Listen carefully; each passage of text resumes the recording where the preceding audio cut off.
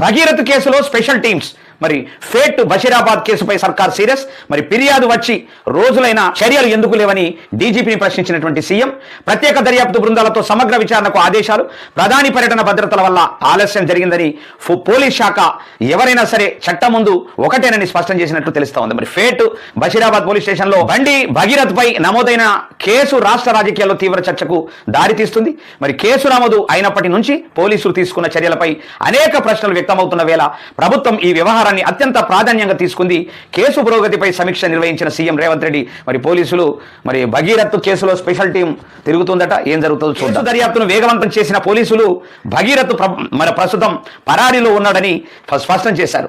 ఈ కేసును విచారిస్తున్న అధికారి రితిక్ రాజ్ మాట్లాడుతూ గత 3 రోజులుగా నిందితుడి మొబైల్ ఫోన్ స్విచ్ ఆఫ్ లో ఉందని తెలిపారు. అతని కదలికలను గుర్తించేందుకు కాల్ డేటా రికార్డులు సేకరించి సాంకేతిక విశ్లేషణ కొనసాగిస్తున్నామని కూడా చెప్పినట్లు మనకు ఒక వార్త హల్చల్ చేస్తా ఉన్నది. భగీరథ ఆచూకీ కోసం ప్రత్యేక బృందాలను మరి రంగంలోకి దింపిన పోలీసులు పలు ప్రాంతాల్లో గాలింపు చర్యలు చేపట్టినట్టు సమాచారం.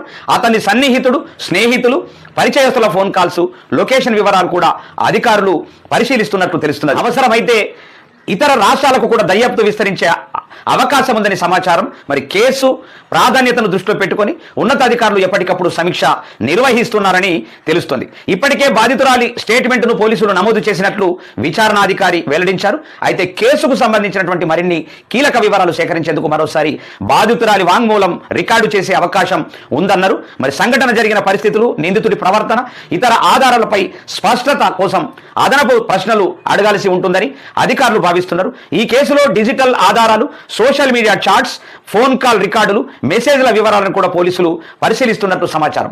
నిందితుడు కావాలని ఫోన్ స్విచ్ ఆఫ్ చేసి పోలీసులను తప్పుదో పట్టించే ప్రయత్నం చేస్తున్నారా, లేక ముందుగానే ప్రణాళిక ప్రకారం ఎక్కడైనా దాక్కున్నాడా అనేటటువంటి కోణంలో కూడా విచారణ కొనసాగుతోంది. ఇక ఈ వ్యవహారం రాజకీయ వర్గాల్లో తీవ్ర దుమారానికి దారితీసింది. మరి ప్రతిపక్షాలు ఈ కేసును తీవ్రంగా ప్రస్తావిస్తూ విమర్శలు గుప్పిస్తుండగా చట్టం ముందు ఎవరైనా ఒకటేనని పోలీసులు స్పష్టం చేస్తున్నారు. సోషల్ మీడియాలో కూడా ఈ కేసుపై పెద్ద ఎత్తున చర్చ కొనసాగుతోంది. మరోవైపు భగీరథ్ అరెస్టు ఎప్పుడు జరుగుతుందా అనేటటువంటి ఉత్కంఠ రాష్ట్ర వ్యాప్తంగా మరి ఆల్రెడీ ఉన్నట్టు తెలుస్తూ ఉన్నది. ఇక ఇది కథ.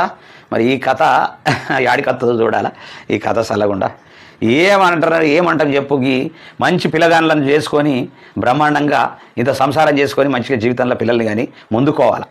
కానీ దారుణంగా ఇలాంటి సంఘటనలు ఇలా రాజకీయ నాయకుల కొడుకులే ఇలాంటి సంఘటనల్లో ఇరుక్కోవడం అనేటటువంటి దురదృష్టకరం.